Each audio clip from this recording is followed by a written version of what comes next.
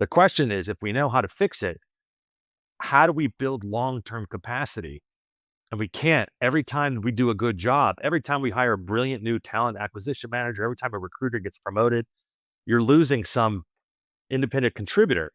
And then that person goes up. But once they do well, they get poached and move on. And then everything they did for the company falls apart. We're not building history. It's like every day we're starting over with zero. And is surprised we ran into problems we solved 25 years ago. That's the mentality we have to fix. How do we build a legacy? Because the challenge is everybody wants to automate tasks. And here's the problem with AI. It's deflationary. No one thinks about that. But how much stuff do we do that's worthless? So if I'm on my own as a headhunter, everything I do has a point because I'm the only one doing it. I'm tracking my own KPIs. If I'm working for somebody else, they're trying to manage what it is that I'm doing. The challenge with that is that then I end up doing a bunch of stuff that doesn't matter. That's not useful. It's just for tracking metrics. Some VP signed off on it and they need you to use that. In all fairness, most software doesn't get logged into. It's a problem. If 50% of your software licenses, no one's touching. It's a lot of waste, but more important, why aren't those people using tools that are good for their job? So we've got a lot of confusion around that kind of stuff. And what we need is AI to start helping people, nudging them, working with them, upskilling those people. World Economic Forum says that AI is going to create 170 million new jobs, but 44% of people need to be upskilled. What the blank does that mean?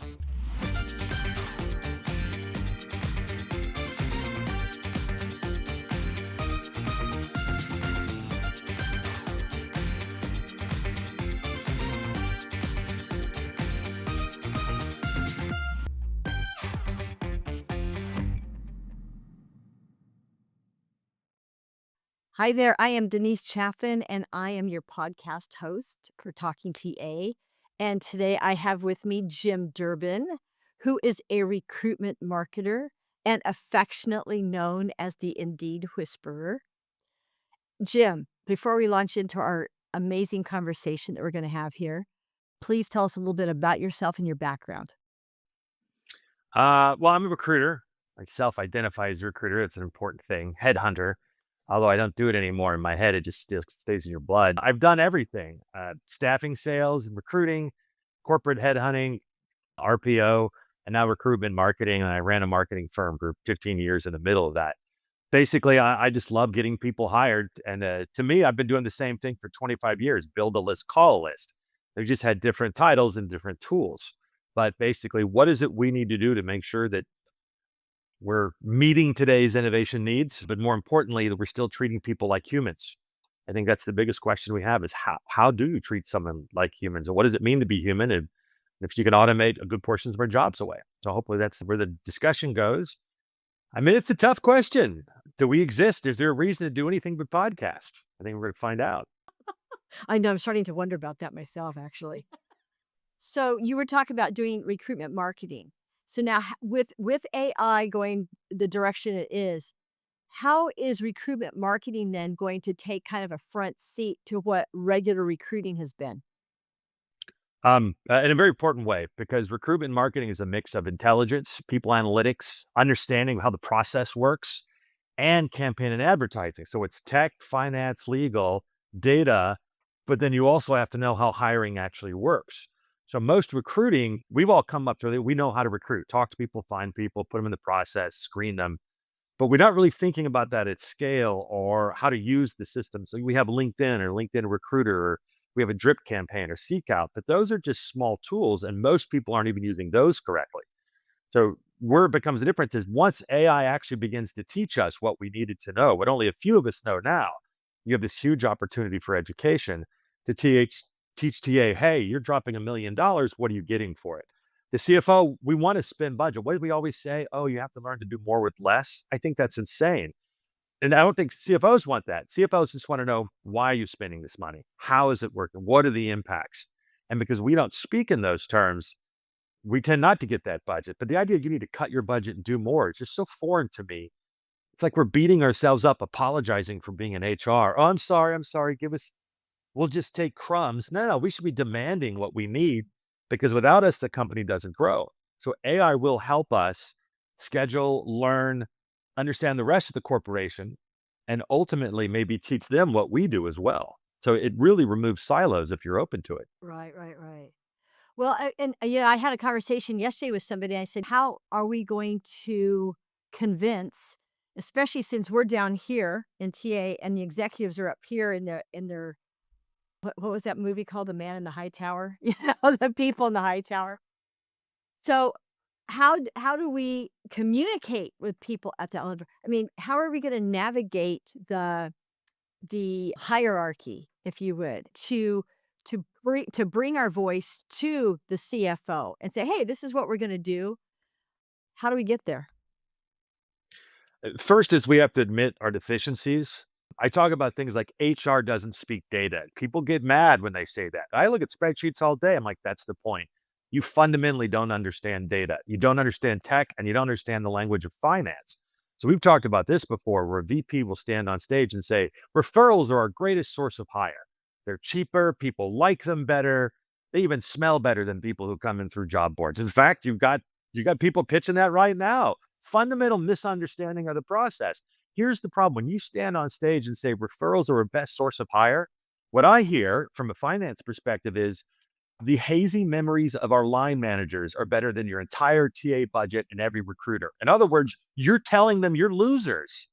How about you just speak data in finance and say referrals are important? They're low hanging fruit. We should maximize them, but they're not everything. The budget and our talent comes from finding people who aren't low hanging fruit.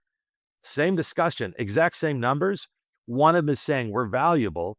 The other one is saying, we're cleanup. You can come to us after the fact. So one is you have to acknowledge that we don't sound like that. We don't understand HRIS. I make fun of HR tech all the time because most of what we're doing in recruitment marketing is 10 years behind what marketing is doing.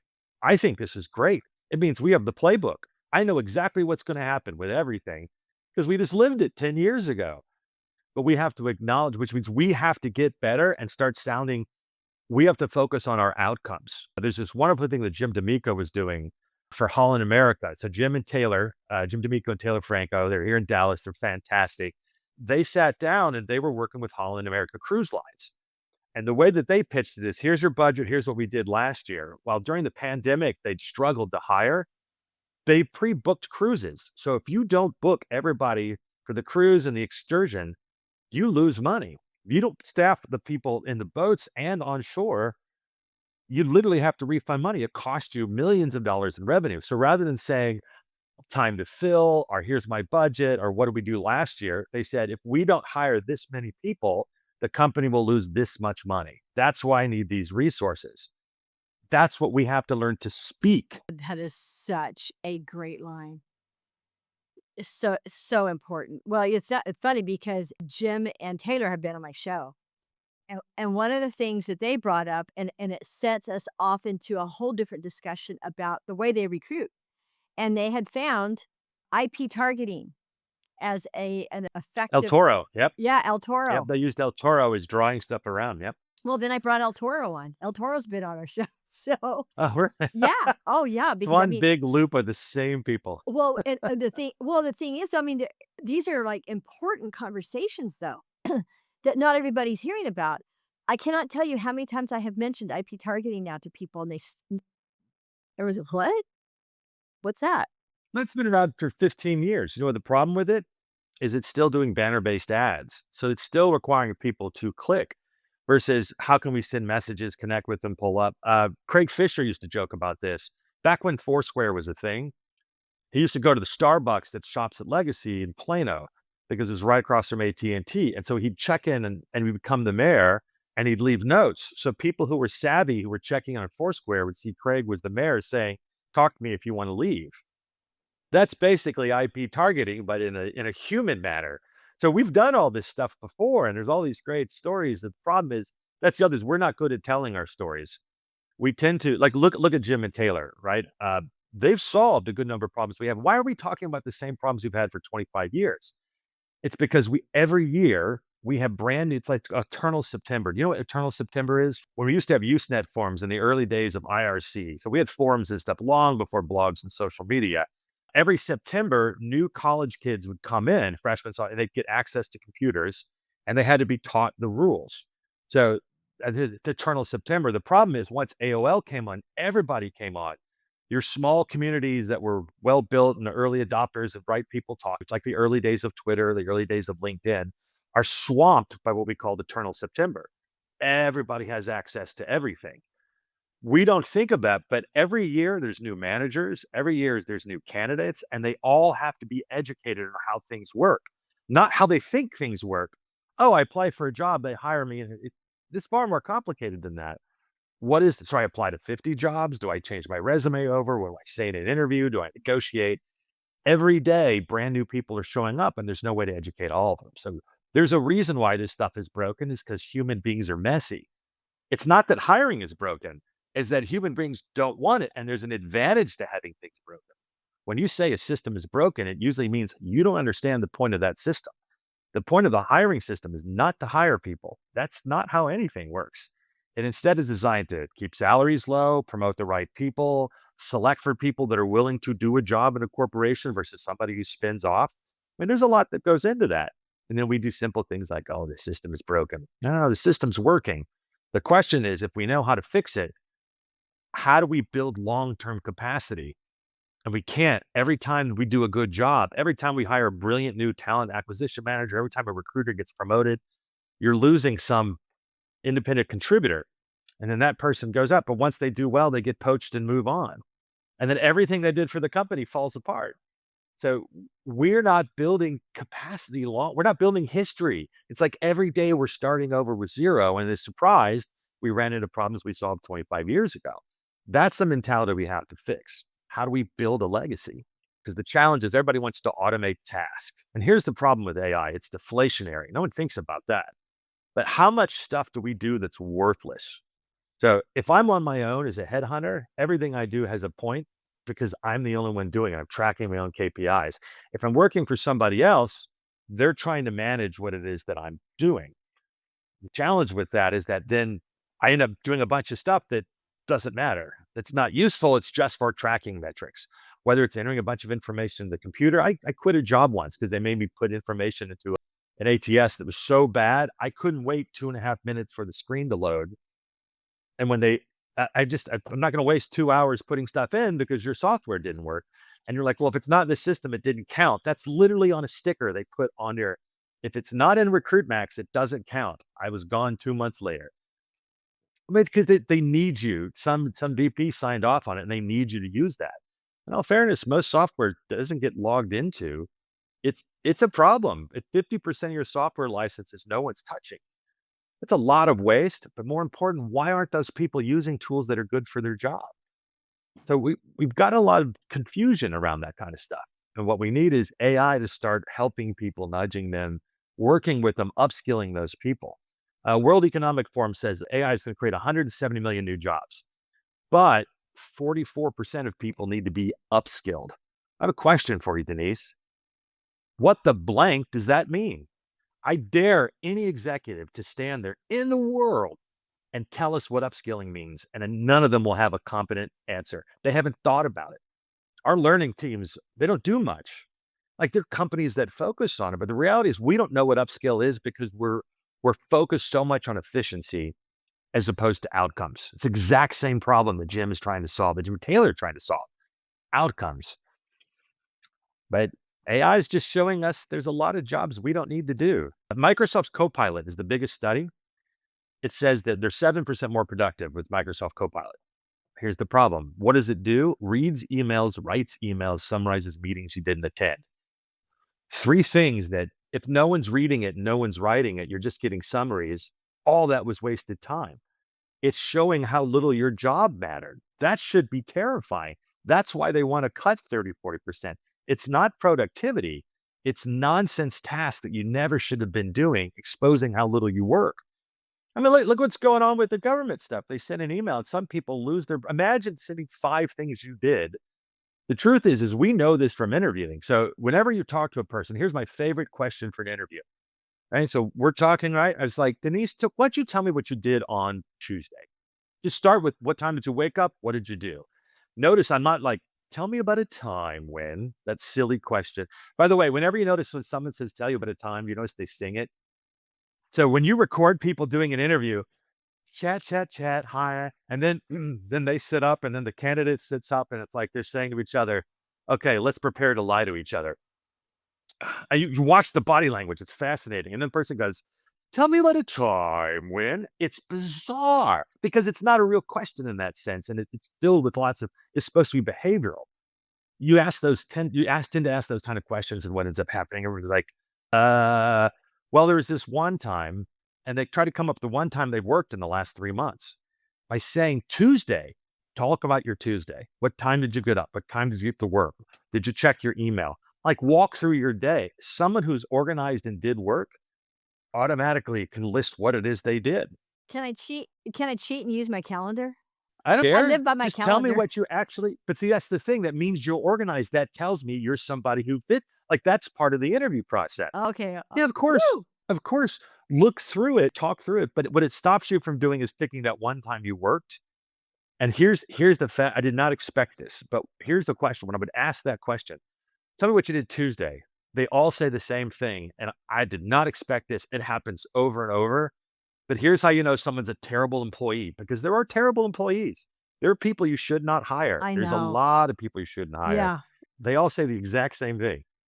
Well, Tuesday was kind of a weird day, which is the exact tone that my youngest daughter, when she's 5, would say about, "Now I'm gluten free." "Hey, there's cupcakes have gluten in them." "Well, I'm not totally." I mean, it's like gluten free. They sound like 5-year-olds because they don't work. And that's what it comes, and maybe it's their fault. No, I mean, I'm not saying the motivation, but when they all say the same thing, that's why it's so dangerous to ask people what they do. Do you know what you did? Do you know what your impact? Because you also ask, was that impactful? And that's a tough question. If you say, I sat in 4 meetings for 4 hours and said exactly 8 words because that was my job, that sounds like you're not doing much. That's not your fault. Maybe that's why you're leaving. But how do you, everyone wants to know, I mean, what do you do? Okay, so I wanna interrupt you for a second because you were talking about stuff from 10 years ago. I think that I mean, just looking back since 1994, I wanna start there because that's when That's not I 10 years. recall okay, that was my one time. But when I first got email, and it changed Oh, yeah, my yeah. life. And then, closer to 2000, we started looking at job boards, right? What was the first job board? Career Builder maybe or Brass Ring, I forget, but Monster? it's pretty close to Monster. Jeff Ye Taylor created something similar to it. Like, who does it count for John Sumser? But yeah, one of those yeah, close. yeah. Monster was like the first big one.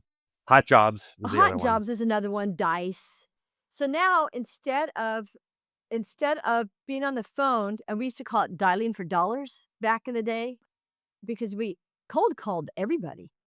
And you had to explain what you were doing. I'm a recruiter.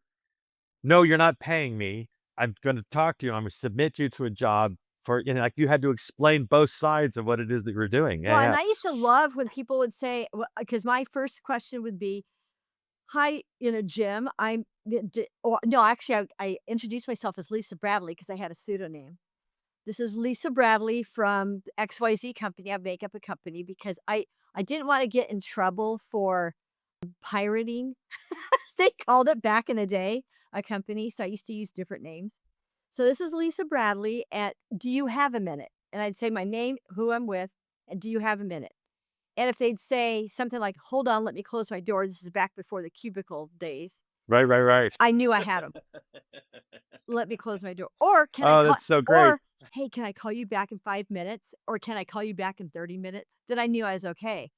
But that's how we used to recruit, right? And then we had these job boards. Now all of a sudden you're in front of a computer all day just looking for resumes. And then you're contacting people. And it made your life easier, but it made your life very transactional and it took away the human part of our job. When I train people, the first thing I do is make them look at a map and tell them to put pictures on a wall, because the difference in communication, when you look at a map, you should be thinking about a map whenever you get a job. Commute times, where something is. You can drive 60 miles if you live out in Fargo. You're not driving 60 miles in LA. You're not driving 10 miles in LA unless you're spending 40. And those are big differences. If you think how people actually function in the real world, it's not as the crow flies or the radius that's in place. That's actually a big part of recruitment marketing, is understanding where people will drive. Once you get that, thinking like a human, have you ever recruited in Pittsburgh? So it's got 3 rivers, it's got the bridges and tunnels. And the thing about that is that no one, if you're doing high volume hourly workers, people are not in general going to go through the bridges and tunnels to get downtown. It's too expensive. It's too late. There's constantly traffic. So you have to find people from a different part. Once you're outside of the downtown, you can go 60 miles, but you got to go one direction. It's the same thing in exurbs. You have Overland Park, Kansas, which is a long and skinny county. If you do it at the top, you're actually way over in Missouri. No one's driving over there. If you're at the bottom, you're out in the rural area, they'll drive for it. We have to think like that. When you're looking at a spreadsheet, when you're looking at a list of jobs and candidates, your brain isn't built like that. You're not a computer. And even if you're really good at it, you're less human. I used to call it, my kids used to call it business daddy. Because on days I sourced, I didn't talk to candidates. You go in, you put some music on, you just kind of start rocking back and forth. And 8 hours later, you have a list of several thousand people with contact, but you can't talk to people for a while.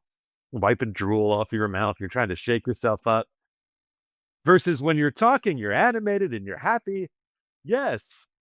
In fact, I remember there's this such a, I was talking to a candidate, David Perry is a good friend of mine. He's a rogue recruiter, great headhunter out of Ottawa, written several books, put a bunch of stuff. We're doing a search together and I had another one going. So I'm in a hotel. We're prepared to go over and start interviewing these CFO candidates. And I'm talking to somebody else. And I had a candidate and I had the client. So when they're talking to the client, I'm all puffed out and angry like a bull. He's like, my God, it's like you were just Trojan warrior. But then when I was talking to the candidate, who was a woman who was like 25, 26, he goes, I swear you shrunk like half a foot. It felt like you put a shawl on. You were this kind old grandpa. And I didn't see that because you never see yourself. Like, hopefully, you might. You don't stand in front of a On full length video mirror when anymore, you you're, do. yeah, yeah. You can see yourself, but you actually do. You transform to talk to different people. Once you get that that's a big part of it, how is that staring at a spreadsheet? That person is far more engaged because they're thinking about the other person, as opposed to, are you business brained or are you social brained? We have to think about stuff like that. Reminds me of a story that I heard during COVID, and everybody's working from home together, right? Everybody's like stuck at home. And so you've got mom and dad trying to create these makeshift offices. The kids are doing their schoolwork from home. So this one guy says to his wife, he said, I now realize that you have a work voice, you have a husband voice, and you have a kid voice. You have 3 different voices. Well, once we're aware of it, that's the thing. In our heads, we think that somehow this is what bothers me about automation. Oh, we're going to get rid of all the tasks. You're not going to have to screen resumes. You're not going to talk to candidates. You're not going to learn. You're just going to do the high touch stuff, much like upskilling. What high touch stuff? I What can is do high Well, touch wait a stuff. minute, though. Let's talk about high touch. At what point is high touch? I still talk to candidates kinda like once I have their resume, I'm talking to them. Are we really going to let a chat bot or a or what they call agentic AI take over the initial phone screen? Really? Is Yes. everyone gonna be screened by AI? Yes. Yes. Yes. Okay, but you know what, though? If that doesn't work, then those of us who start picking up the phone again, all of a sudden now we're going to be offering a service that other companies don't offer because, oh, I'm actually getting called by a person. Well, that company actually uses people to call you. You know what I mean? So maybe it's going to have this reverse effect. You've just thought through the big challenge, the second and third order effects, which is happening right now. So all this automation can be great, but in frictionless, funny as AI will tell you, this is the problem too. So frictionless hiring is the dream. That's what they all want to do. Mercer got $100 million after a $30 million raise 5 months ago at 250 million. They want to fully automate the process. It's a bunch of 21 to 22-year-olds that are at 75 million ARR. They're being successful and they think they can automate 90% of the economy's jobs. The problem is when you get really easy, and this is what Indeed's struggling with right now, there's too many jobs, it's too easy. So if I can just apply to a job, an easy apply, it shoots me over Paradox, it gives me a text, schedules it, sets me up, I start the job, that's great. What happens the first time I don't like the manager? Do you know how easy it is to get a new job? Like, they don't think through that. If it's so easy, if there's not friction, if there's a reason, why wouldn't I just quit my job? For the first time that in my lifetime, ghosting is not just happening. It's not like someone sets the job, goes to the interview and goes through the process. They're taking jobs and not showing up. How is that possible? As a recruiter, unless it's drugs, which we run it a couple times, or just someone who's got like a mental break or something. I haven't. It's. I mean, I've had people get in accidents and such, but just ghosting because you're bored that day because there's plenty of other jobs. It starts before that, and I'll tell you, I've got a client right now that I have an issue with. They gave us some jobs to work on. We wound up with 4 offers at one time. One of the candidates took herself from where she lives up in the Pacific Northwest over to where our client is, not too terribly far away. She drove herself over there because she was close enough and she had family there. She accepted their job and started. The other 3 candidates were far away. Not one of them was invited to go to the location to check it out like we used to do a long time ago. So we talk about recruitment marketing. I'm sorry, but you need to start bringing people in who are remote away. If you want them to come and work on site and relocate to your location, especially when you're a remote location anyway, this isn't like the Bay Area or Chicago or New York or someplace. It's way out in the middle of nowhere. These people not once invited those candidates in and paid for them to take a trip in to check out the area, meet the manager in person, see the location. So out of the 4 offers, 3 of them turned it down, decided against the location. And that's new. It is That's new. relatively We new. always used to bring people in to check it out. We'd set them up with a realtor. We would give them information about the school districts they might wanna look at if they had kids Yeah, in yeah. school. Old school Old recruiting. school Yeah. recruiting. So is that coming back now? Is that gonna come back? There's going to be a boon for those who are still doing it. The challenge is we're all a little gray in the temple. We have not been training new recruiters to do this, and we haven't been.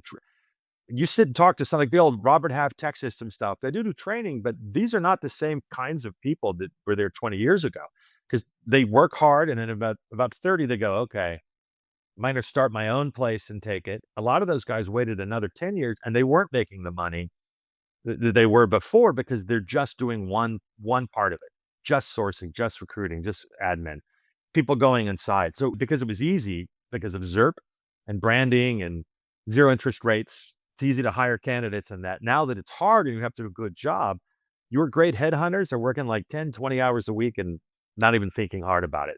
Because when they talk to someone, they have an advantage. Every person you've talked to in your career is a real person. Every person that you talk to now may or may not be. So it's not just the agents doing the workforce and talking to candidates. Candidates have their own agents. They could fake that. Yeah. Oh, it goes both ways. And so how do you know someone's real? I can put my voice, as we were talking about, in video. We could fake interviews. We can talk through it. They have people that actually sit and scan. And while it's sitting there, it's listening to you. And I can just read it straight off. It looks like I'm talking right to you and I'm reading exactly what it says. And people are so now as a recruiter, when you're doing remote interviews, you have to learn to figure out, are they cheating and lying? And here's the bigger question. Do you care? It depends. If you're faking a tech interview and you don't have the skills, that's one thing.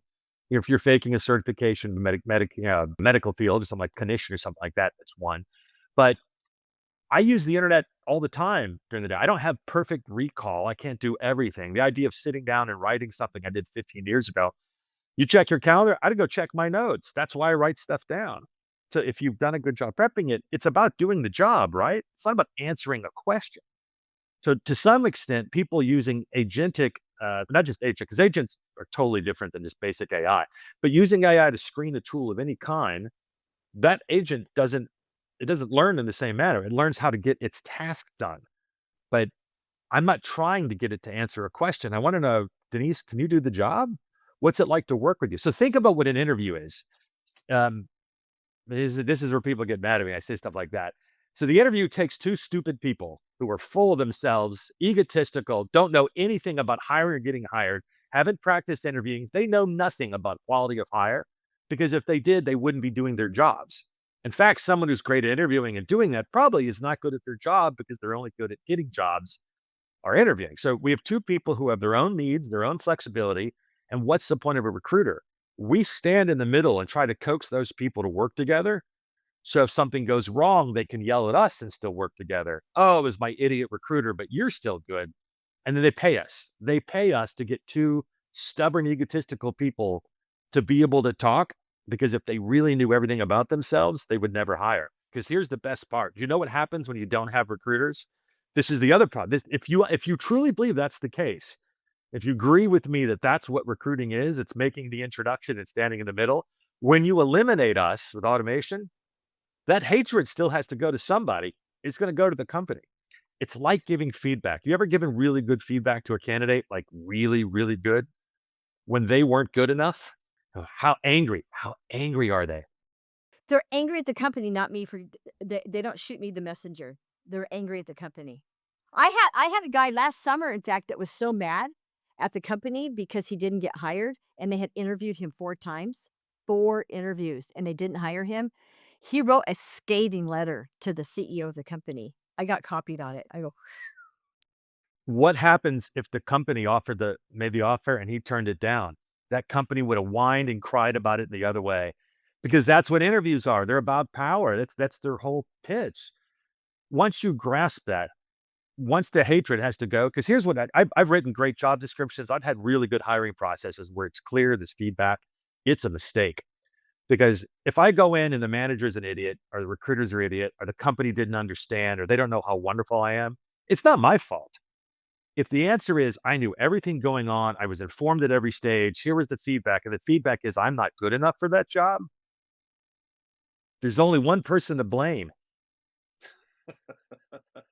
Like, we don't think about that. That's why we say it's human process. I mean, that's an important aspect of it. If you think about interview, they did all those studies in the 70s and 80s. Jerry Christman talks about sometime. Laszlo Bock's whole thing from Google was based on this unpublished master's thesis on the University of Toledo, where like 23-year-old graduate students were interviewing sophomores. And what they said is after an hour interview, they can take that video out on the street, show 7 seconds of it to a passerby, and they had like a 95% or something like that ability to pick who was going to get the job. That's how not essential interviewing is.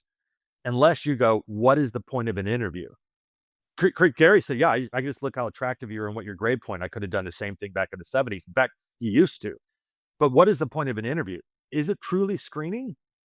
Or is it about a manager talking to someone and them creating a visual image of what it's like to work together, of what it would be like to fire them or to coach them or to, like, once you can create this idea of what it's like to work with you and you make a decision, I'm going to hire Denise. Well, once I've said that, I don't like to be wrong. So now I'm going to invest in you. I'm going to make sure you're onboarded correctly. I'm going to make sure you have the tools because I chose, I don't want to look bad. If it's just handed over to me, I don't care about you. And they just did a study. This is really fascinating. So there's a company, I can't list who it is, but I used to drink with their managers, and they did not have control over the hiring.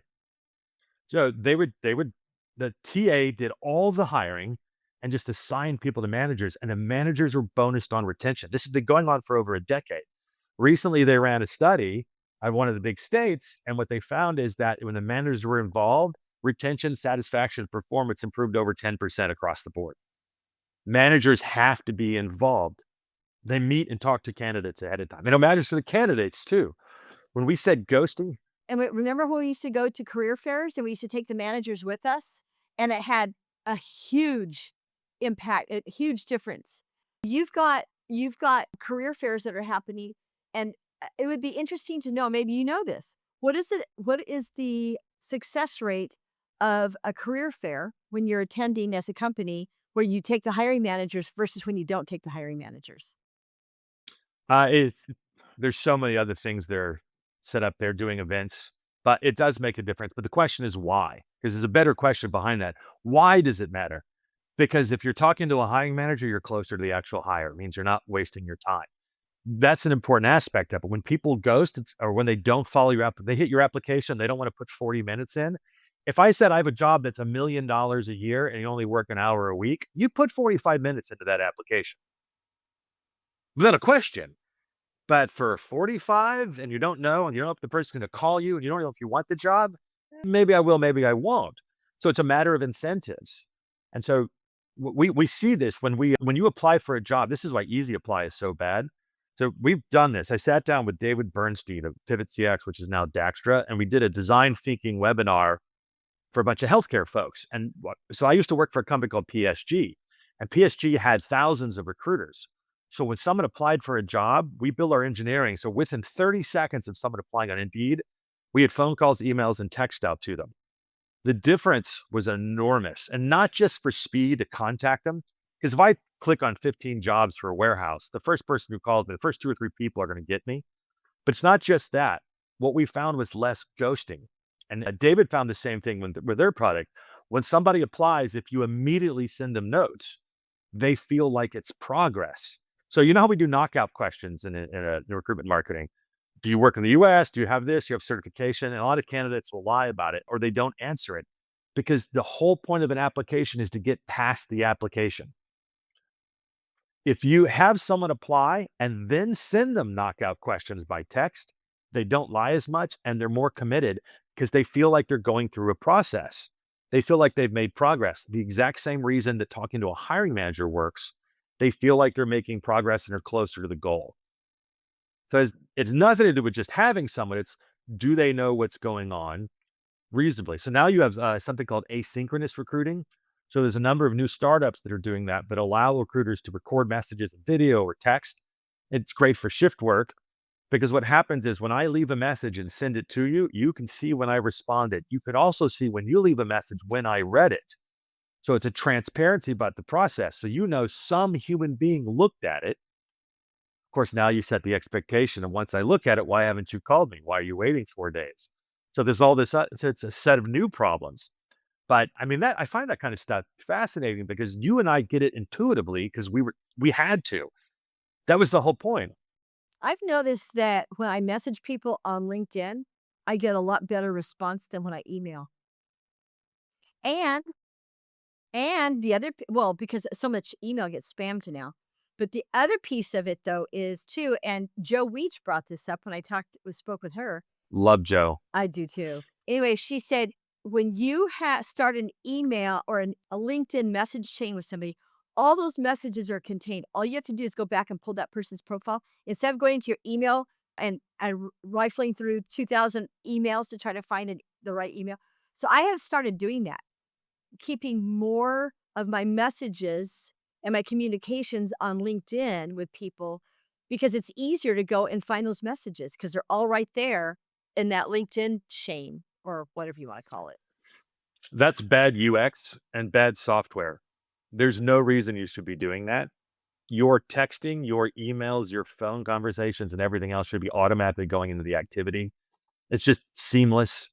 And that's what we're getting to now. And that's one of the integration issues. So you can sign in, you can send a text to somebody from the platform, and the activity will show back up in your ATS, exactly as you're talking about. Your emails are there and then they're cleaned. So if you go, thank you, that one gets deleted. But if there's something of importance, it's summary. That's what the whole point of this note taking is. It gathers stuff and puts it in a place for you. But we have HR tech. We're a little behind on the rest. So let's talk about recruitment marketing though, Okay. and a little more, just let's define it more. So when you talk about recruitment marketing, because that's what you do, how did you transition from recruitment to recruitment marketing? What are the differences? So my definitions are a little different. You got to remember too what TA is. Talent acquisition started because of electronic resumes. A staffing firm doesn't care if most people hate you. If I place 3 to 5% of the market, I'm filthy rich and loving life, and I'm placing the best people. No one's going to pay me for the bottom half anyway, so I don't care. Those resumes come into a company. That company has a corporate issue and compliance issues and others. So they had to create TA to handle the number of resumes that were coming in. And operations didn't want to give more money to sales and to marketing and to CTOs because this is back when software was eating the world and marketing was getting bigger. So we created TA operations to handle the flood volume of resumes that are coming in. Okay, so it's a career site. So recruitment marketing originally was writing job ads for newspapers, or like an Apple One would get stuff and they'd fax resumes. So it was about talent attraction, it was about bringing people in. The problem is then they moved to employer branding. So today it's confusing. In employer branding, recruitment marketing, and recruitment advertising, they kind of get lumped together. Employer brand is about telling the story of the company. It's a pre-soak. This is basic marketing and branding. Marketing is directly reaching out to people. So it's emails, it's doing stuff in the market. Advertising is primarily job boards and programmatic. So they're kind of the same.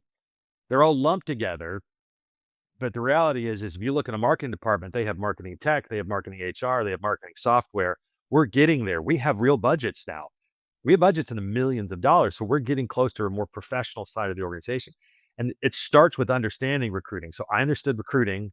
I understood the process. I know how it works. I know how to persuade and work and sell. And then I happened to run a marketing firm for 12 years. So I've also been building websites, writing, coding emails. So it was a unique thing. And most of the people you see kind of come from that. They start in recruiting. They have some background in data or finance or marketing, and they end up being tasked individually. And then they go and they move off of recruiting because they're bored and they move into something else.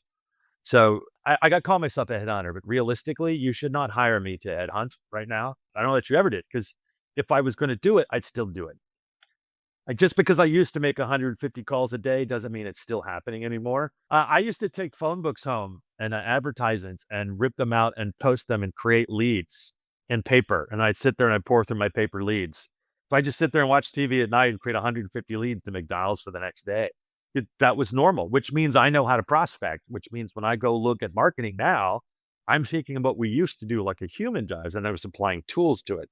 So you got to learn recruiting because people from outside can't step in because they don't understand how hiring works. So they'll create a tech or a software and they're like, well, this should work. Or my favorite is a developer goes, well, that's not how I built it, but that is how we use it. You've used LinkedIn Recruiter. I think it's terrible, which is funny because I also think it's awesome. The problem is LinkedIn Recruiter doesn't teach you how to recruit. It teaches you how to use their software. I've trained 10,000 people on that. And they're all like, really? That's how do you, I'm like, cause I'm not even teaching them the software. I'm teaching them how to recruit. And that's where good software makes a big difference in that. So the answer is you start from recruiting, you get bored because you don't have the grit to do it anymore. And then you have this other wonderful world. And because you translate, you end up translating the difference between marketing and recruiting because for some reason, it's the same thing. What's the difference? Let's say you're going to hire a director of IT and I'm going to sell to a director of IT. Same person. The messages are a little different, but gathering the name, the contact info, getting in front of them, it's all very similar. Why do we consider those two different things? I had my annual call with my LinkedIn rep yesterday for my LinkedIn recruiter account. And we were talking about, and I asked him, I said, so do you guys have any competition yet? I mean, I go to these conferences and I told him, I said, I'm going to these conferences. And I said, I go for all the grievances I have about LinkedIn. I said, you are still my go-to. You are still my biggest bill of the year. I mean, my biggest invoice of the year and expense because it still works for us. And like I said, LinkedIn is its own self-contained, what would you call it? Business, an Ecosystem. Yeah, ecosystem. Thank platform. you. We're not allowed to use the Platform. word Yeah. platform. But I mean, because everything is self-contained and and even with the changes that they make, and I don't like their AI, but Sure, it's terrible. yeah, it's terrible. But with even the changes, it's still like, and he brought up a good point about it. It still has the social aspect of it. The others do not. For example, like Seek Out and some of the other tools that are coming out now for sourcing. Because plus they're using us as their back end to tie you to these other customers. So I'm thinking, wow. I mean, so when it comes to recruitment marketing, and for those of us who've been doing this for a long time, I mean, all of these triations that are coming through and all of these new products, we're still going back to the source that we know the best. I'm still not buying any of the other products because I'm still using LinkedIn because it's the only one that has it that's got everything, the professional networking, the social, the posts that come on. I mean, They're responsive. The fact that people respond still. But here's a question for you. You can do it. It's useful to you. Hired any 22-year-olds lately and tried to train them on LinkedIn Recruiter? no. Well, no, I Denise, take that is back. it I have. LinkedIn? I have. Is it LinkedIn or is it you? Is the magic inside you? Well, and the one that I have, I mean, I gave her specific roles, but what's really interesting though is she was comparing it to like TikTok or They're having a hard time trying to isolate what we use for recruitment compared to what they use just day to day, right? Which are some okay, and another one that came up, and you have it on your post, and I have to ask you too.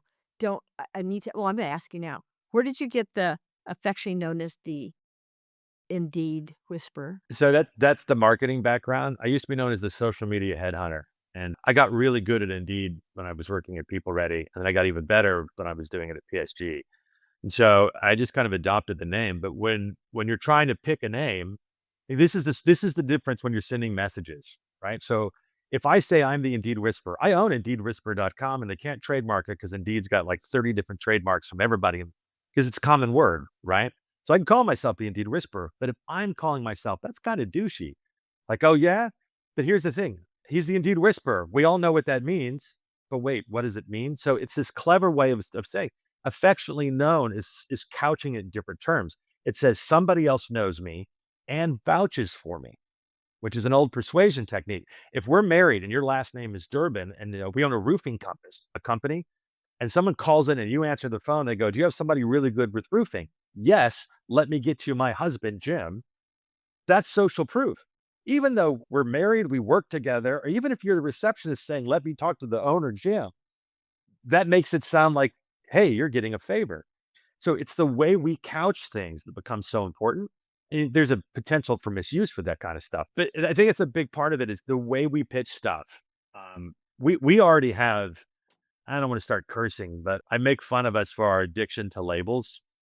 I might as well say, is this a family show? Can I? It's not the worst word, but I say, I'm not gonna say it. It just feels too early in the morning. We're addicted to labels. We're a label, you know what? That's what I was thinking. Any big company does something, we're like, oh, that's so exciting. Even though a lot of big companies are completely dysfunctional or have so much branding or other things going on that why would you copy a best practice? You're not the same company. We get excited about that. So it's like the survey that goes out to certain to college kids. Who are the 100 most admired brands you want to work for? This is going to shock you, but it's the 100 most popular brands in the world because college kids don't know anything about it. How would they know where they want to work? It's just what culture says. It's like my 7-year-old niece. I can't stand it when they ask her where she wants to go to lunch because it's either Olive Garden or Waffle House because those are the only two places she knows. So it's not that she loves it, it's that she's not aware that there are other restaurants that exist. We took her to Texas Roadhouse. Guess what her favorite restaurant is now? Texas Road, because she knows that it exists. So when we ask these kinds of questions, oh, we love these big, why? Oh, because it's big company. And we don't think what it takes and changes and stuff like that. And it's just shortcut. It's a shortcut. We have the other one. Do you ever have the one, don't hire anybody from Dell? Have you heard that one? Yeah, especially in Austin. If they work for more than 18 months at Dell, we're not bringing them on, which isn't to say they're not talented or can't do it, but they're concerned that it's too corporate and slow, which I found fascinating. So it's like a negative thing. I can't take oh, anybody from Harvard's brilliant. I'm not working with any idiot from Harvard anymore. The last one we had never did anything, just talked all the time. It's expensive. So the brands go both ways, but it's all about the outcomes. It's not about our shortcuts. I think that's our challenge. And AI can't figure that out as much. It can do people analytics, it can show all this other stuff. But if we don't know what makes a quality hire, how in the world can AI know what a quality hire is? So it's interesting you're saying that, and you brought this up already, the outcomes. So because we want our audience that's watching this to have an idea, what are they going to take away from this conversation, right? And I love what you said earlier about focusing on the outcomes, I think is important. What is the outcome that we want, right? And then how are we going to get there? At what point, though, and you brought it up earlier when we first started this conversation, you brought up the fact that how are we going to humanize this this industry? How are we going to keep the human into this industry? That's the big burning question is on everyone's mind. Okay, fine, I'm looking at these tools. Fine, they're going to do this job for me. Fine, they're going to do that job for me. I'm not going to have to ever create a job description again. Yay, yay me. Why do those people even exist then? Why would I care? And who would learn? And what happens when your system breaks down? Mhm. You ever fished in a stock pond? No, I'm not a Fisher person. That's the problem with AI. AI can only do what it's supposed to do with a clean data set. Until it's self-recursive, building that information and changing those, no one's doing that in any ATS we have right now. Until it fixes that, it's a stock pawn. So it looks great in a demo. They had someone who fired their salespeople, used an AI to reach out, set more appointments in that month, fired their whole sales staff. What happened in the third month? Zero, because they had gone through every available lead. It's the sorcerer's apprentice. If you only have 10,000 people in the country that can do a specific job, or six, and you set AI on it, what does it do day two? And by the way, you've already reached out to all those people, so now they don't like you or they didn't figure it's common. There's no drip strategy. It's no talent community. No one does that. It's just total nonsense to pretend that's a thing. You're not keeping people warm. They're not burritos under a heat lamp. And I just hate that whole, oh, we're gonna nurture them. Oh yeah? Have you ever been nurtured? They're stringing them along. We have a term for that in the dating world. It's called breadcrumbing. And it's not a positive thing. Why are we assuming that's the because it's easy to oh, everybody does it. We have the word this is our biggest problem. We have the word talent community.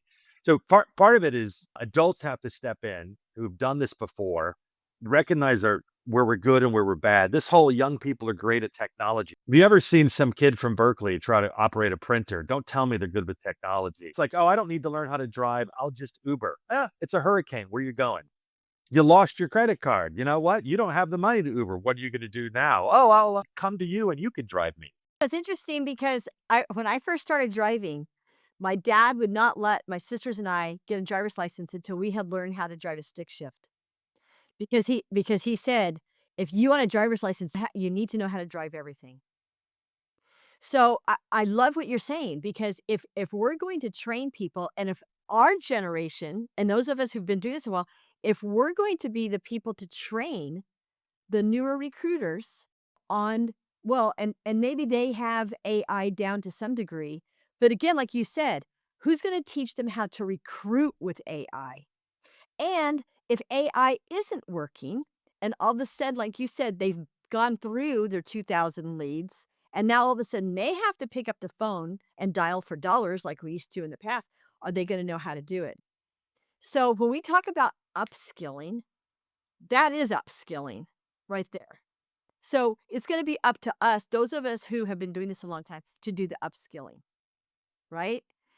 So now we need to look at what programs are we going to create for upskilling these people that are going to keep them interested because the other thing is they all have ADHD, right? I mean, because Yeah, their they've brains trained have their been brains for dopamine response. Yep. right because their brains have been now wired to very short conversations and the TikToky kind of interactions, right? With technology. So And now we wanna hire them off TikTok? We wanna hire people with TikTok brain? Does that make yeah, sense? we want them to go into recovery programs first. I put them into 12-step programs to get them off of TikTok, and then Literally, they do that. People do that. They have tech vacations where they leave their phone and they freak out. They're like, "Oh my god, how am I functioning? I haven't checked the weather today.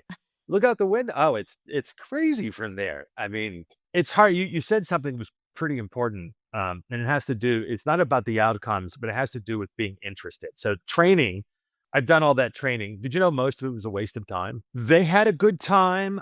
They laughed. They gave me good surveys. It broke up the day a little bit, but most like when I do a 3-day training, I'm just like, guys, you don't understand. Like I got to throw games in there because people have to be interested and habits have to be built over time, which is why AI has so much promise. The same way that you have a calendar that tells you what to do or an alarm that wakes you up, why wouldn't you have something saying, hey, maybe focus back on the job? It's okay to spiral off every once in a while because that's what the ADHD brain does.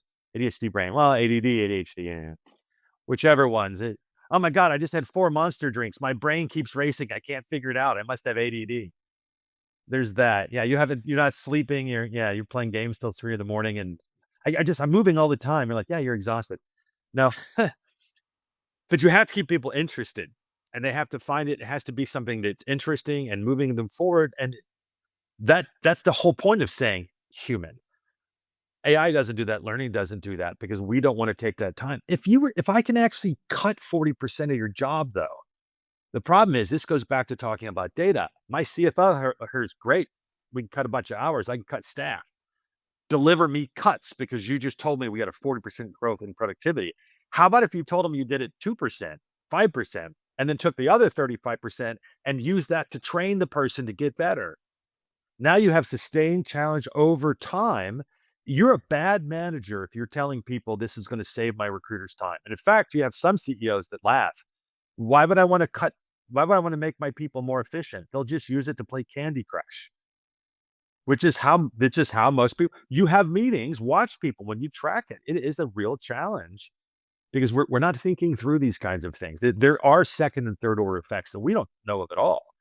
What happens when everything breaks down? What happens when candidates don't show or they're not real? Well, they're real for every headhunter. Every headhunter's database is the most valuable piece of real estate digitally on the planet right now for recruiting because all those people are real. Again, everybody from now, I can spin up, you talking about LinkedIn, I can spin up thousands of profiles in LinkedIn in 30 seconds. I can create pods. They can't catch me. I can push my own stuff. I mean, the whole thing is awash with bots and automation. It's horrific. That the problem is that eventually that crowds everything else out. It's like all the AI comments you read. And after a while, you're like, if I'm catching someone doing that, why would I? They're so lazy. I'm not going to read it. Why would I allow them access to my stuff?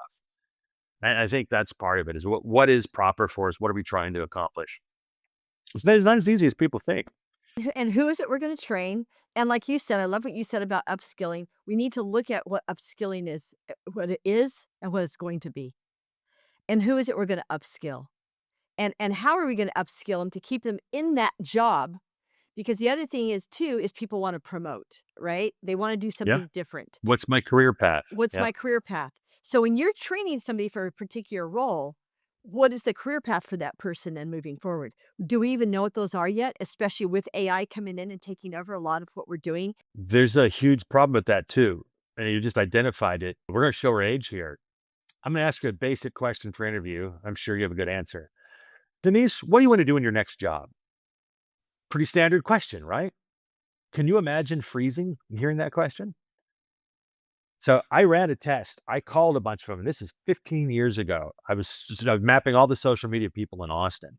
We had 1,000 calls to different people. They were excited because a headhunter was calling them. They're all in their mid to early 20s. And they'd talk and they'd be great. And then I'd ask the question, what do you want to do in your next job? And they all shut up, got off the phone and never called me back. Like this is like, I think it's 40, 50 people. I was like, oh, this is weird. What's going on? So I started playing with the script and I changed it to, what do you want your next job to do for you? And the floodgates would open. To me, that's the same question. To you, it's the same question because it is the same question. But to them, they had seen generations of their fathers, their mothers, their aunts, their uncles laid off. What's the point of planning a career? Instead, go to school, get your certification, and then because you're so awesome, they hire you and then tell you what to do. So they knew what they wanted the job to do for them. They could not think what they wanted to do for the job. Huge difference. So here we are asking people what they're supposed to do, and we're not asking the real question. It's the hardest part about upskilling. We have gutted the range of our managers for the last 35 years. Everything's lean now. We don't have managers. They used to have like a supervisor would have 2 people and a manager would have 12. I was talking to guys yesterday. He has 70 people reporting to him. 70 people. How is that functional? You're not even a person at that point.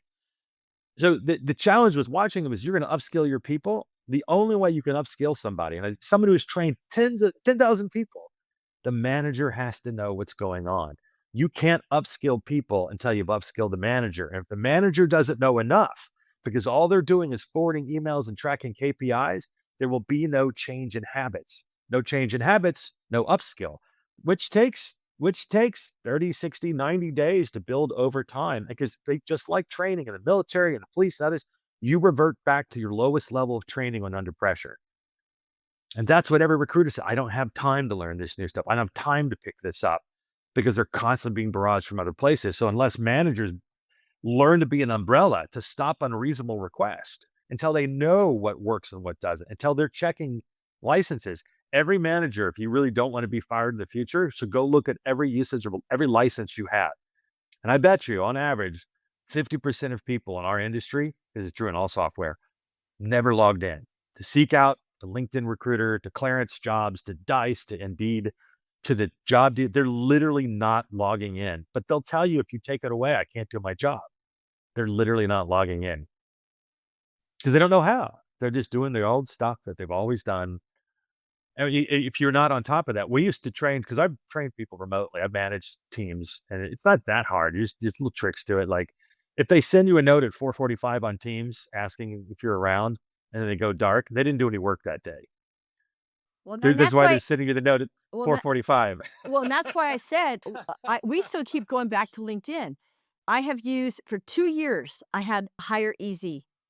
It was called something else before Hire Easy. Yay! And then before that, we had Rocket Reach.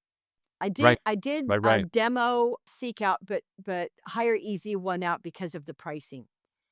But at the same time, to your point, the recruiters, and I had at the time 20 some odd recruiters, and they all had access to these tools. And there were maybe 4 or 5 people using them. I mean, maybe, and that was And part-time, using them poorly. They were and using super them for users that were well, burning the through thing all the is, though, contracts. is the Yep. company. I can't blame the company. The company did a great job training them. Tries. They try. Hire Easy especially has spent almost a decade now training the community. Seek Out has incredible trainers. The tools are both great if you use them. If you use them.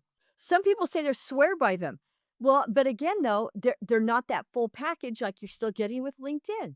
So it's like, yeah, and yeah, I have to pay like through the nose for it, but it's what they're using. It's what they're familiar with.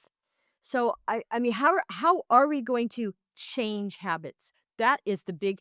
There it is right there. Upskilling equals changing habits. We have to understand what that Yeah. means.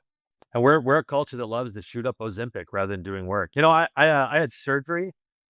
I had my foot was broken. I used to play volleyball. I broke my foot. So I've been running around with a broken foot for years. Like I can't land on 2 feet. I got surgery just 2 years ago that they finally know how to fix it after years, right? I can't play golf. That's how bad it was. And now the foot's fixed and it's pretty cool. But you gain a lot of weight when you have a weight bearing surgery. I couldn't do anything for 3 months. By the end, I could barely get to the couch. So I had to drop all this weight, get this muscle back, and all this other stuff is in place. And going through the PT of doing all of that was fascinating because you have to change the habit over time. So I went out, lost all this weight, got in good shape, and then Ozempic came along. So then everybody's like, "What are you using?" I almost thought about faking, like, "Oh, Manjaro or something else," because I got so tired of saying what I did. And the worst is South Park made fun of it. Like it's suburban moms going, "Oh, hiking and weights." But the problem is that's what I did was hiking and weights. So I can't say that because now people are like, you got that Ozempic face. The problem is now how are you supposed to use it? Like, is it better to carry around? I can tell you it's no better, but the problem is it's a lot better to drop 70 pounds than it is to carry it. I mean, the life is completely different doing so. And discipline is better, but there's an extent too, right? I mean, what is it? What is the correct way to be functional and sustainable? It's all about we talk about sustainability all the time. We don't think of sustainability of work. So, and this is where AI really will make a difference. So when I really focus and I do something crazy and I sit down and knock out something in 8 hours, it's great work. It's like it's a month's worth of work in 8 hours. The problem is when a manager or somebody who works with you sees that, they assume this is just your level of functioning and not once I do that, I don't want to talk to anybody for 3 days. I need, I mean, there's an ebb and flow. You can't be on all the time. If you're on Zoom calls all the time, you're emotionally drained. So when people have a call, I'll flip this off because I don't want to stare and look and think. I want to pace and do my own thing. Oh, well, that's not respectful. It's not respectful to stare at a screen for 4 hours and be emotionally exhausted because it is exhausting to sit and stare for some people. I think though for our audience, I love, love, love some of the things that we have discussed with respect to recruitment marketing. I love the fact that we have to look at recruitment marketing as our pivot point maybe for upskilling, looking at upskilling, what's it going to be? And starting, I love when you ask the question during an interview, what do you want to do in your next job or what do you want your job to do for you? We need to actually create questions like that for hiring teams, for executives. What do you want your business to do for you in 1 year? Not 5 years, just in 1 year, right? What do you want your So looking at what you want your business to do for you, okay, and who do you have working in your business right now? What are they doing right now? How many of those jobs are gonna go away? What are you gonna do with the people you wanna keep? What do you want them to do? I mean, building that roadmap. We have to What you're build not gonna do is roadmaps. fire 80% of your Right, staff and keep your margins. right, That's what people don't get. AI is inherently deflationary and it's too easy to copy. So if you go and you do a great job, but you spend a bunch, let's say you lock yourself into a long-term contract and you paid a bunch of money for the top best AI we have right now. In 6 months, I might be able to get that for 10 cents on the dollar, and mine's faster and better. That's how tech truly works. So if I can fire a bunch of people, you think I'm gonna let you keep your margin? If you could fully automate recruiting, you're not gonna charge 33 and a third to me. You're gonna charge 5%, or one of your people is gonna spin off, fork the technology, and they're gonna do it for 5%. right. You've got to protect what you do, and they're not thinking through that. Like, you think you're the only company that's gonna be able to cut costs? No one else in the industry is gonna think through it? I mean, it's just bizarre. It's bizarre behavior, Well, but it's and again, I think changing habits is our first plan of action here. We need to change habits, break the bad habits. break the I bad got habits. one last thing for you. I know the perfect way to interview. How? I have solved the problem of interviews Okay. 100%. So here's what you do. I know how to hire the best people and pick the best companies. Okay. Do share. You've seen Men in Black, where the little thing that erases. So you have to have that. It's important that you have that. But during the interview, instead of asking questions, I'm just going to hand you my phone unlocked, and you're going to hand me your phone unlocked. We're going to look at it for 5 to 10 minutes. We're going to blank our memories, and all we're going to say is a yes or a no. That would tell me everything about how that person works, what their focuses are, how they write, who they talk to. I could look at how their calendar set. I could figure out everything. But if I did, I probably wouldn't like the person very much. So that's why you have to wipe away the memory, and it's just a yes or a no. Oh, a yes or no for Oh, hiring wildly me. illegal, by the way. Wildly illegal. But the whole Men in memory Black. thing doesn't really exist. So, like, go under hypnosis. That's how it makes it easier for him. So you got to pause and, okay, not for real. Where do you want to take it? What do you want to say? Oh, what I was talking about, we were talking about changing habits, right? And changing bad habits. Well, because I just like to have some takeaways for our audience. And I think that people need to understand, okay, because we all have ADD right now, or ADHD. And we're all looking at all these different new platforms coming out and all this new AI. And said, but where do we start? Where do we start? Well, we have to start with what we want the business to look like in a year. Where do we wanna be? Ah, And that's how better than I was. I was thinking about personally, but you're right. What are we going to be? What's it going to look like? What do I prep for the future? That is the first step, is stepping back going, what do I want it to look like? Right. Because if you don't know, Yeah. you're just Yeah. kind of looking around. And I think one of the things that's coming up more and more for me, and I'm gonna attend a workshop at Transform on this, is taking people who do have experience, who have been doing this a long time, and giving them the AI skills to be able to train then people who are younger or who are coming into the business for the first time, who want to get into this business, and be able to train them, but also be able to encourage them with some new skills that are going to keep them interested in the business, right? What kept us interested in this business, right? I mean, Money, 30 some years. Money. Money money and kept us gossip, interested. Money money and and horrific stories from people. oh my god, do we oh my okay, I need a podcast just on horrific stories. Like, back when people were doing drug tests. I've got, great drug test Oh, stories, but so many of anyway. those, There right? are so many. We'll have to do a part B, seriously. Well, the good news is that all this can be fixed hysterically with AI. You just have to use it correctly. So I have one. It's a jailbroken open source one. A buddy of mine's been building. We're working on it together, and its whole purpose is to get people to use AI. So instead of you getting good, it's not instead of like Seek Out where you have to practice good, you have Right. to know recruiting then you have to learn seek out, and then you're superpowered. Right. Instead, you just talk to an AI that knows who you are. So Right. if you have a problem with procrastination, it has about 15, 20 minutes of focus, and then you need to do something else. Right. So it'll let you do that, but then nudge you back towards it. And it'll talk through what you need to learn. It will tell you how to do all this stuff. It'll coach you, it'll be a therapist. And the challenge is we have to give it time though. So the saddest thing I think I've ever heard was when someone said I was a good manager. And I'm like a 1986 Burger King manager. Like, I don't do anything fancy. I just treat you like a human being and ask the patties come out on time. And but they were just little stuff like, I gotta go to the doctor's office. Do I need to take a half day off? And the answer is what? No. Just get your work done. Don't use that as an excuse not to work for the whole day, but just you're an adult. Get your stuff done. I'm going to show you my screen. You're going to show me yours. I see that you've got Spider Solitaire up. Now you know it, so I don't want to see it again, but I'm not going to lecture you about it. So just little stuff like that. The AIs are really good at doing those kinds of things, but we have to embrace it. We have to give ourselves time. I had a manager once. I was a sales guy. I was doing well. I burned out a little bit, and I was just going to go do something else. So he put me on a team for a while. He brought me back and I maybe his assistant. And one day he sends me to the logistics and transportation room. I'd shipping basically. And I need to get this out. So I'm eager beaver. I run down the stairs. We get 25 and running down the stairs to deliver it. And they go, yeah, the guy came at 3:30 and it's 4:30. He's not going out today.